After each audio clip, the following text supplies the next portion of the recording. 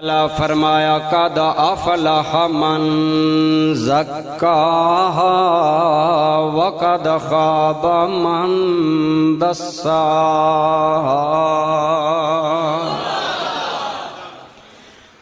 ماضی تے قد آوے تحقیق اور زور دے معنی پیدا کردہ۔ قد افلح من زکاہا، یقیناً دو جہان اندر کامیاب ہو گیا او آدمی جس نے اپنے نفس نو پاک کر لیا، جس نے تزکیہ نفس کر لیا، جس نے نفس دیاں خرابیاں نو دور کر لیا۔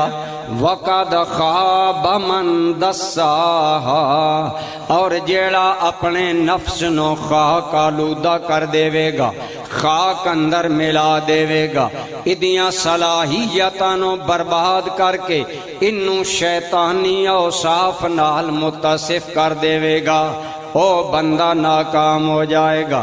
دوستان گرامی قدر، اے حقیقت قرآن نے کئی جگہ تے بیان فرمائی۔ ایک مقام تے فرمایا قد افلح من تزکا، یقیناً دو جہان اندر کامیاب ہو گیا او بندہ جس نے اپنے آپ نو پاک کر لیا۔ کی کر لیا؟ دوستان گرامی قدر، اللہ کریم نے تیرے میرے اندر ایک چیز رکھی ہے جدا نام ہے نفس۔ اس نفس دے کئی مراحل نے۔ نفس پہلے مرحلے دے اندر نفس امارہ ہوندا ہے۔ نفس امارہ دا معنی ہے برائی دا حکم دین والا، ہر اس گل دا حکم دین والا جڑی تینوں تیرے خالق کریم تو دور لے جاوے، مالک رب رحیم تو دور لے جاوے۔ دوستان گرامی قدر، عام آدمی دا نفس امارہ ہوندا ہے، عموماً برائی والا حکم دیندا ہے، برائی وال لے جاندا ہے، برائی وال آمادہ کردا ہے، انہاں گلاں دے اندر آمادہ کردا ہے جنہاں دا تعلق اللہ دے نال نہیں ہوندا، یعنی او جان دا خیال کراندا ہے، مال نال پیار کرواندا ہے، اپنے مفادات دے نال پیار کرواندا ہے۔ نفس امارہ دی مثال انج سمجھ لیو، ہر بندہ چاہندا میں بڑا ہواں، مینوں بڑا سمجھیا جاوے، اس ساری محفل اندر مینوں اعلیٰ سمجھیا جاوے۔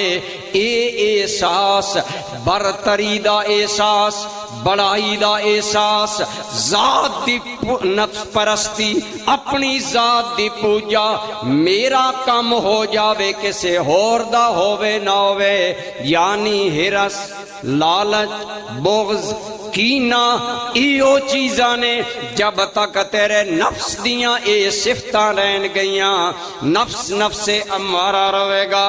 اللہ رب العالمین فرماندے نے اگر چانداں کامیاب ہو جاویں انہاں ساریاں صفات نو مٹا دے، اعلیٰ صفات نفس اندر پیدا کر دے، جتنے تیریاں نفس دیاں صفتاں اعلیٰ ہونیاں جان گیاں اتنی کامیابی دے دروازے کھل دے جان گے۔